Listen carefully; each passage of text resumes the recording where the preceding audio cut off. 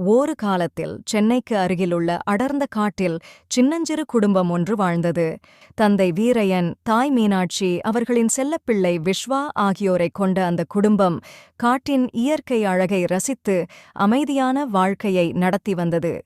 ஒரு நாள் விஸ்வா காட்டினுள் விளையாடிக் கொண்டிருந்தான். வானத்தில் கருமேகங்கள் கூடி கவிழ்ந்தன. மின்னல் வெட்டியது, இடியே ஓங்கி ஒலித்தது. விஸ்வா ஜன்னலுக்கு வெளியே பார்த்தான்.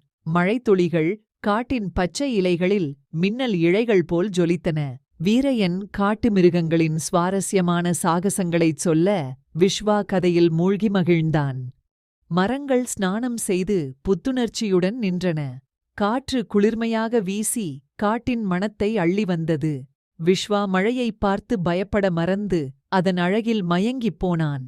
மழை பெய்து கொண்டே இருந்தாலும் அந்த சின்னஞ்சிறு குடும்பத்தின் வீட்டில் கதைகள், சிரிப்புகள், பாட்டுக்குரல்கள் ஓங்கி ஒலித்தன. மழை நின்றதும் விஸ்வா ஓடிப்போய் காட்டினில் விளையாடினான்.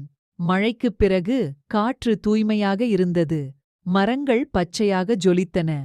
புதிய பூக்கள் மலர்ந்திருந்தன.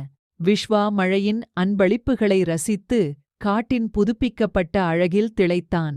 அந்த நாளிலிருந்து விஸ்வா மழையை தன் நண்பனாகவே கருதினான். மழை பெய்தால் அவன் ஓடிப்போய் ஜன்னலுக்கு அருகில் நின்று அதன் அழகை ரசித்து கதைகள் இயற்றுவான். அவனுக்குத் தெரிந்தது, மழை என்பது வெறும் தண்ணீர் துளிகள் அல்ல, அது இயற்கையின் இசை, வாழ்க்கையின் புதுப்பிப்பு, அன்பின் சாரல். இந்த கதை உங்களுக்கு பிடித்திருந்தால் உங்கள் நண்பர்களுடன் பகிர்ந்து கொள்ளுங்கள்.